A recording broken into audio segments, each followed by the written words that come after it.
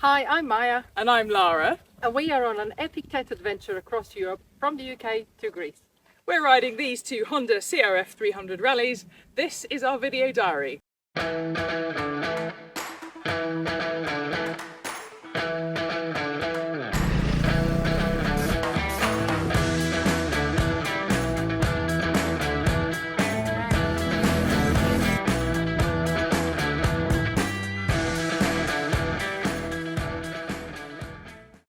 Welcome to week 7 of our video diary. 7. And today we are coming to you from Prosecco Vineyard, Prosecco Hills. Prosecco Hills. Maya's happy. I'm very happy, and we might just go on and visit a Prosecco winery in a minute too. Who knows? You know, might happen. Anyway, week 7, the busiest, the fullest, the most adventurous, the most ups and downs week we've had on the whole journey. Yeah. It's been absolutely packed with everything, a lifetime in 8 days, really. And even trying to recollect this for this video and be systematic about it, we're like, oh yeah, and that, it's just brilliant. But we do know where we started, and that was a slightly sore tummy and a nice little campsite. Yeah, it was beautiful Bosnia. in Bosnia, just on the border, really, about, well, not even half an hour away from the border. Yeah. Which we had to ride on this, well, main road, which was very narrow, so hard for 2 cars to pass. Perfect tarmac in the middle, but lots of potholes and gravel on the sides. Kept you awake. Definitely, yeah. You had to pay attention. And we got to the border, which is on River Tara, and you have to cross it on this narrow, rickety wooden bridge. And across it, there's a big sign saying, "Welcome to Montenegro." That was really exciting moment. Yes. And we basically turned left. The road continues to the right, and we just peeled off, and we were in Dormitor National Park, on trails, jaw-dropping scenery everywhere you looked. Every crest was a really just expansive vista of mountain and idyllic countryside and farmsteads, and it's just really, really gorgeous. I see what all the hype is about Montenegro's beauty. Yeah. And I think one of the best moments we had, stopping at the top of the viewpoint to the Piva Canyon, which is the big lake that we ended up swimming in. But it was so serene, and actually crossing the border all of a sudden. So Bosnia was quite hectic and busy, and as soon as we crossed into Montenegro, so the vibe changed. It was nice and peaceful and quiet, and we didn't really meet anybody. It was almost just like all the mountains were ours. Yeah. It was very, very special. It's empty and beautiful. And we found a really quirky little place. A little jazz restaurant. Jazz Indian restaurant. American Indian, native Indian / jazz. A bit of a mixed theme, but it was fantastic food. Grilled trout, really all good the way. Thing. Yeah. It was also a day of the tippies. The tippies. It was an off day for Lara. We had a tippy day. Yeah. Just randomly, just dropped it doing a hairpin turn. I just dropped it doing something silly. I just wasn't on form. Hill climbs and whatever. It wasn't really working.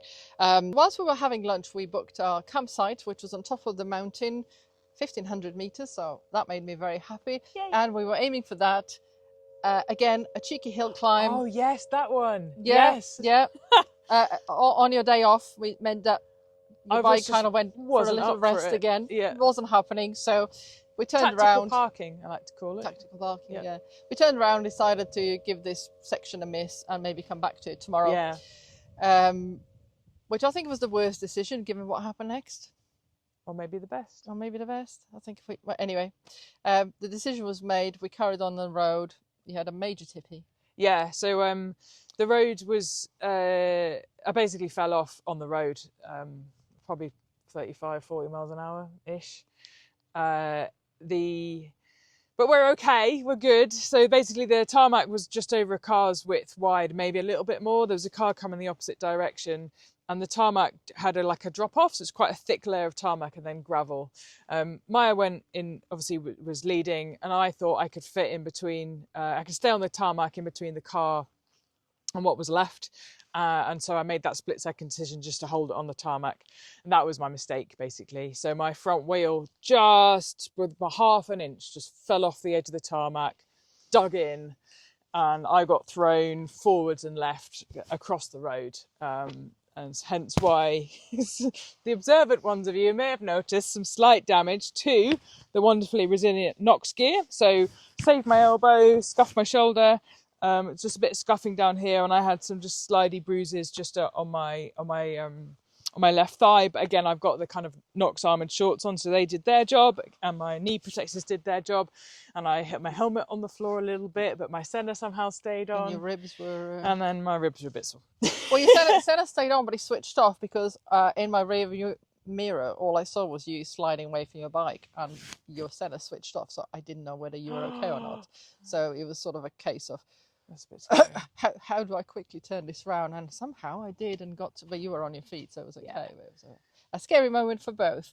It happened literally 5 minutes away from the campsite. So when we arrived there, we saw these beautiful domes, and they had beds inside, and they weren't booked. So we upgraded ourselves to stay in those. We actually ended up spending 2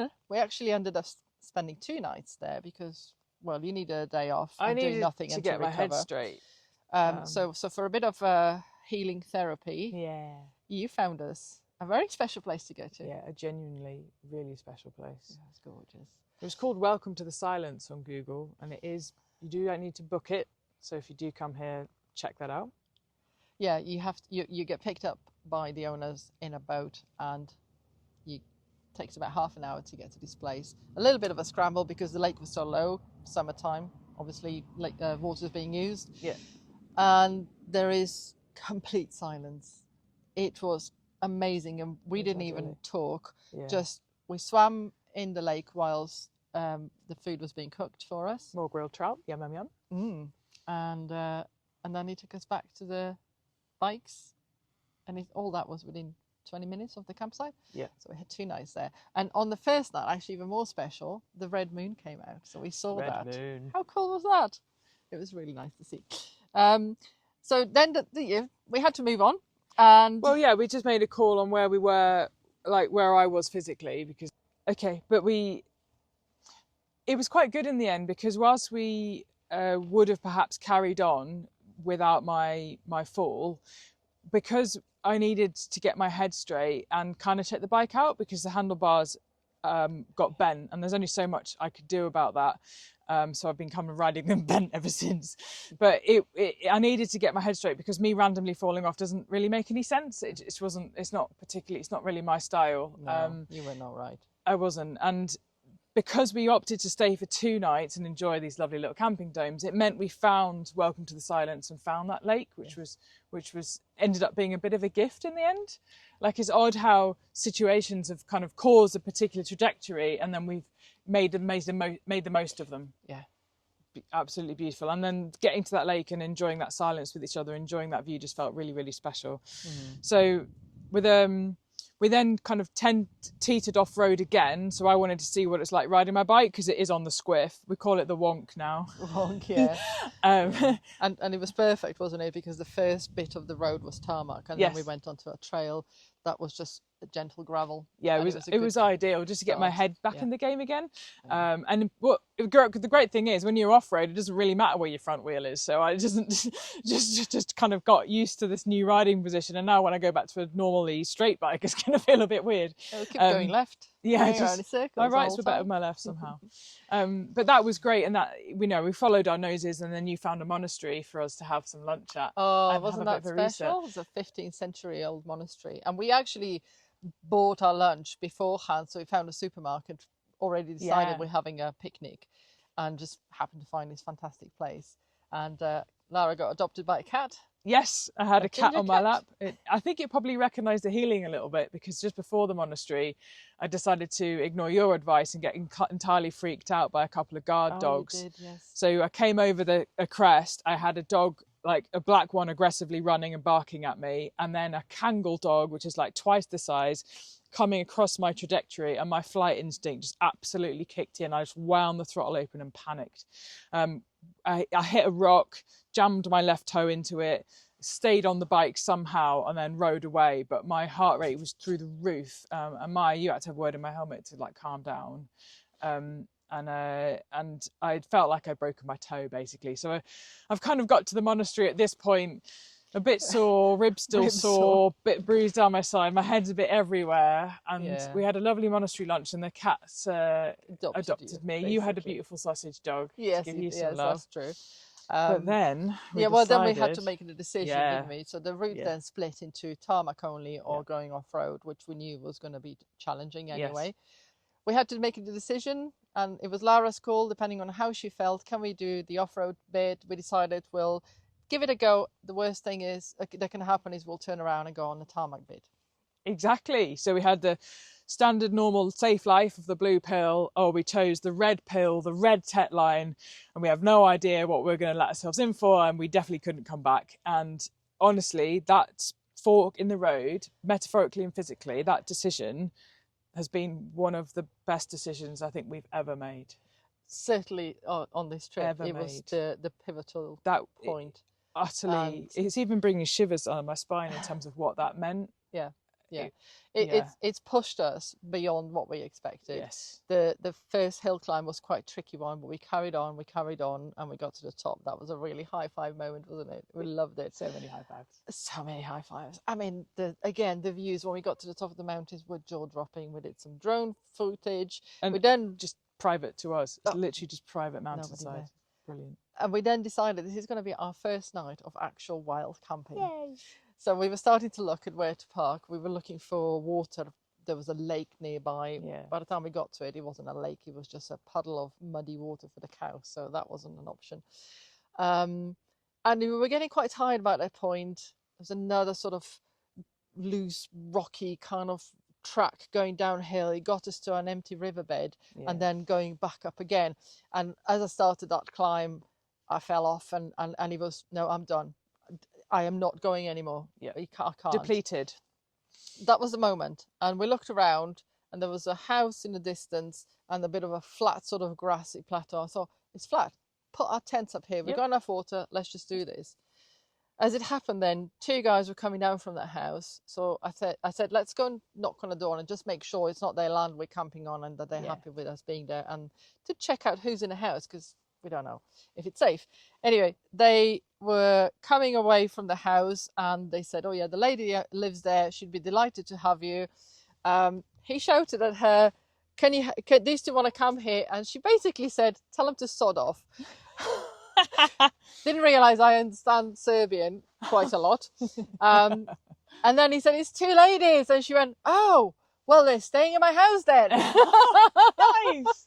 So we came to her and negotiated putting our tents at the back of her house, basically.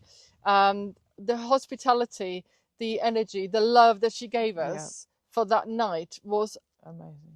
I've never experienced a stranger be so welcoming and so generous. She basically lives there for 6 months of the year and has got a couple of cows and pigs and she had loads of puppies. Weren't they cute? We had the puppies, chickens, and that amazing meal as well. Though, well, she makes her own kaimak, and it was just a kind of buttery, melted, dairy, wet deliciousness. You need to Google what kaimak is, but it's just amazing. It was and then beautiful. that sausage, that smoked sausage with freshly boiled potatoes, again dripping in this kind of delicious kaimak melted goodness. Oh, yeah, I can't there even. now, aren't you? I can feel you going. I can't even. And it was just healing food. And she was like, eat that, like beautiful. enjoy. And and her brother is a shepherd, Yes. so she said, I'm going to go and help him put the sheep away because they had to separate the big ones with the small ones into different pens. Big sheep, So little sheep. we were like, oh, we're coming with you. Okay. And we got to see the sheep coming back for the night and his little and house. the bell of the sheep. Yeah, and his little, well, it's not a house, it's a little shack that he sleeps there Little with his shepherd hut. sheep. He came to the house to have a wash and had food with us, and then he went to sleep there. You stayed in a house. I went to sleep in my tent because I wanted to look at the stars all night, and it was just incredible. But this house is completely off-grid, and it was kind of a very freeing and liberating experience to be standing completely naked on the side of the house around the back with a big bucket of hot water and a smaller bucket to pour over you for a shower. It was, I mean, this is what Saba does every day, and so does her brother Željko. But for us to be able to experience that, it was really special. Yeah. Really good. Couldn't do it every day. Like, but compared to, we've had the luxury of, throwing some cash at some amazing chateaus through France and staying in lovely places. But there was just something so invigorating and natural and basically down to earth that we had a more magical moment in her hospitality and using her conveniences than we've had so far. Absolutely. But yeah, unfortunately, we only stayed for one night. Yes. And we had to crack on and tackle that hill that I sort of decided that's enough the night before. And my head wasn't in the right place. I was really struggling. You kind of steadily carried on, stopped every now and then. And I was just going, this is not happening for me. I'm hating everything. I don't want to do this anymore. We had to get out of that valley and there was no way out. It was either going back up the hill or out up the hill. So of course we don't want to go back the same route. And ended up finding some shortcuts across the grass, so had a bit more grip, and that was fine. And then we had a bunch of 15 bikers coming past. Nobody stopped. And then one guy on his own, Jakob, who stopped. He said, "Girls, do you need help?" And I went, "Please, can you take my bike up this hill? I can't do it." I started walking it. It was that bad. And bless him, he did. Yeah. He helped out. And we got to the top, and then it kind of flattened out, and we were riding past the wind turbines. But the best bit about what Jakob did was he rode your CRF up, because I kind of, in my head, I was like, oh, those bikes have more power, and maybe we can't do that on these bikes with the luggage. And then Jakob got on it and basically just applied a load more revs and and more momentum. And I was like, right, if you can do it, I can do it. And you did.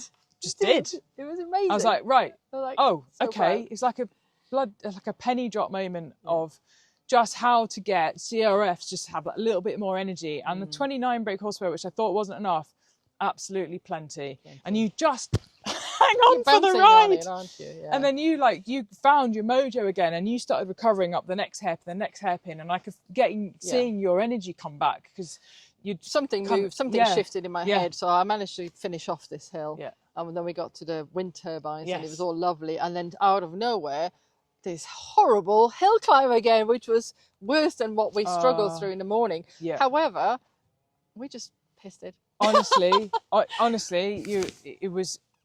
I think we took a video at the top. Sailing it up. It was a long climb through following the rest of the TET, and it basically involved our new favourite friend, Momentum. Yes! And the person the Momentum wasn't there when we left Sabo's, but there was this energy amongst the frisson amongst us, between the two of us, where we just went for it. And I was following Maja, and we were seeing parts of the road that had traction. It was just rubbly. It was rubble everywhere and chaos, but you could start to see there were solid stones, and I was like, that's not moving. I'm going for that. So my front wheel was going from one rock to another cluster of rocks that I could see were embedded, and they were solid. Yes, and we just kept going.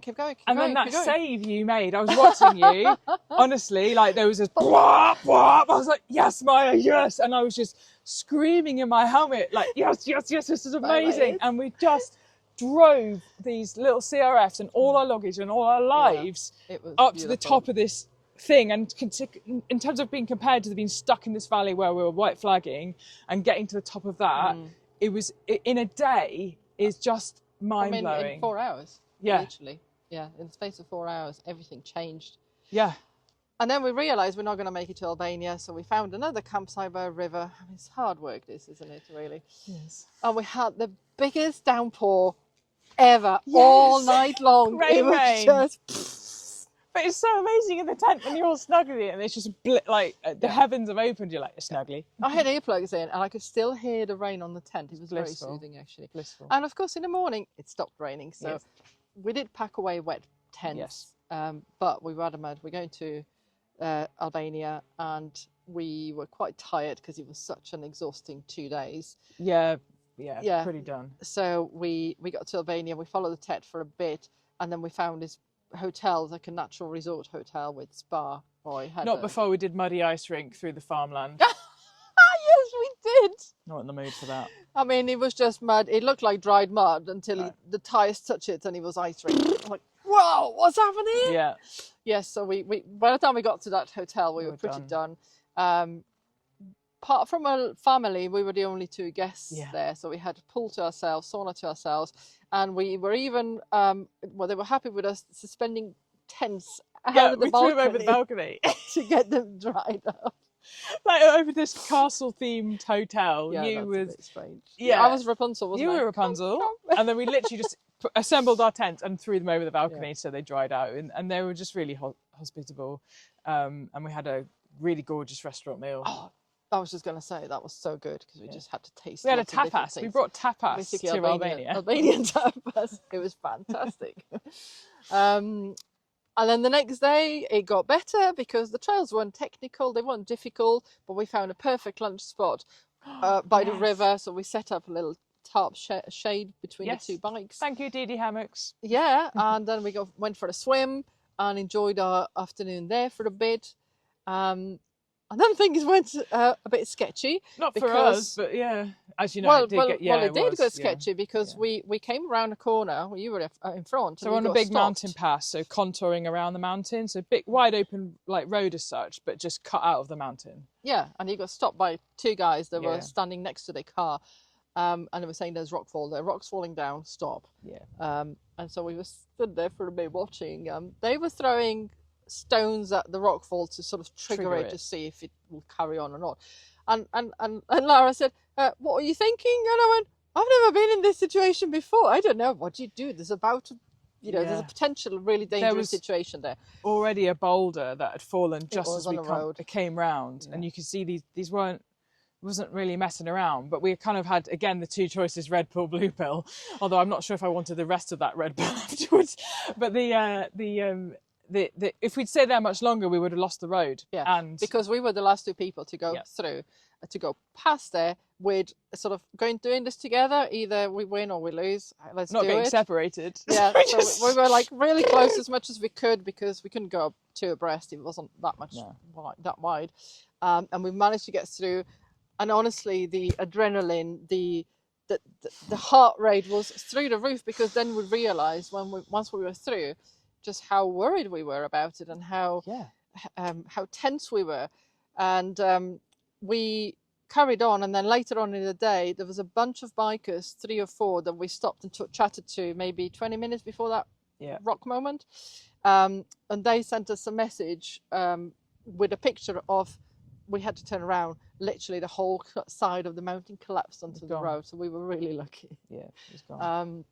It was still a sensible choice in my head, because there were just little bits, and we did it quickly because we were on motorbikes. But it was. Well, we can justify it now. Possibly wasn't, but yes, we're fine. We were the last ones to get through there. That's a claim to fame. Yeah. And then we found a campsite which we call Step by Step. And the man seemed really nice. You've got to be careful. He was a weirdo. That's it. Okay. No, I'm sorry. We got there. Everything seemed okay. He was very friendly, very hospitable. Yeah. Offered to put some barbecue on for us, which then he could not stop talking constantly, and he had 3 sentences that he kept repeating.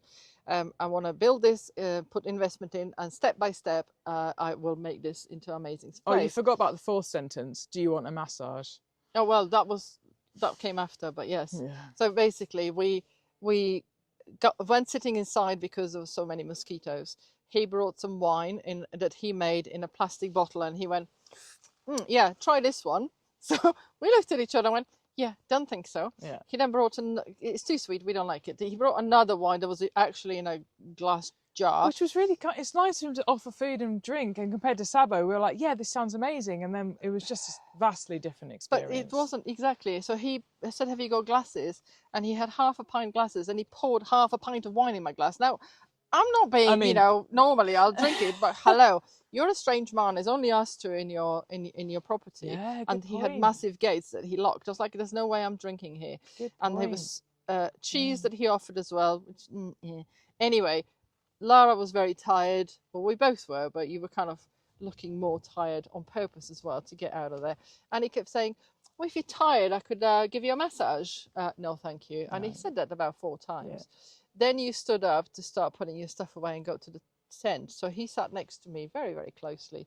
At which point I got up and went, oh, Lara, I'll help you with something in your tent. Or like both disappeared. Yeah. we were in our tent and asleep by 8 o'clock in the afternoon. It was really uncomfortable. Sure, there are different cultures clashing here, and he maybe thought, you know, 2 girls on bikes with lots of expensive And we kit. were like, we are friendly, like, because friendly, welcoming faces, we're smiley, we want to make friends with people. But it was the first time it's really bitten us. It wasn't a comfortable experience. And he was very clear about the fact that he was looking for a wife. And despite us kept saying we need to go and call our husbands and all sorts of things, he wasn't having any of it. So I think I certainly slept with one eye open and one earplug out just to listen to him. I slept with my Leatherman and the SOS button ready. And a mosquito repellent, but I didn't have pepper spray. Anyway, we left in the morning, but I really didn't have any patience for him anymore, because he was just the 4 sentences over and over again. It seems like that was the only thing he could have. And, oh, can you bring tell your friends and bring them here? I'll tell my friends, but I'll tell them not to come there. Anyway, we disappeared from there, and before we left, we already kind of made a decision to just use main roads, treat the last few days as a holiday. Don't want to get into any sticky situations with being stranded in the middle of nowhere and finding more strange men that are looking for wives.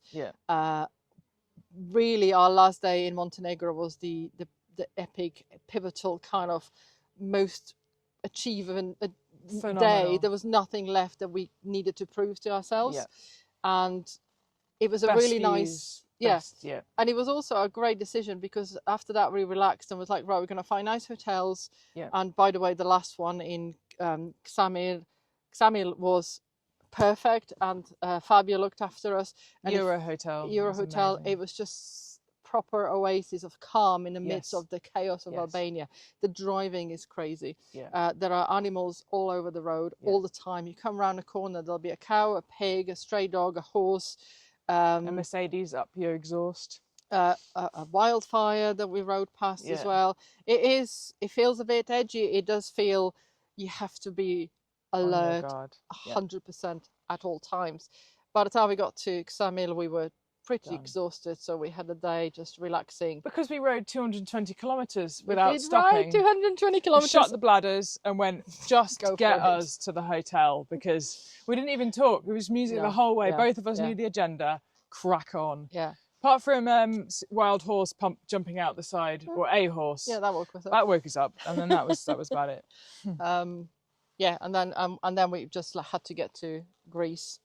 Had half a night in a hotel on a ferry, and now we are back in Italy and on our way home. So thanks for watching. Thanks for being with us on this whole journey and supporting us. We'll do a wrap-up video after this. Thank you very much for watching. See you then. Bye.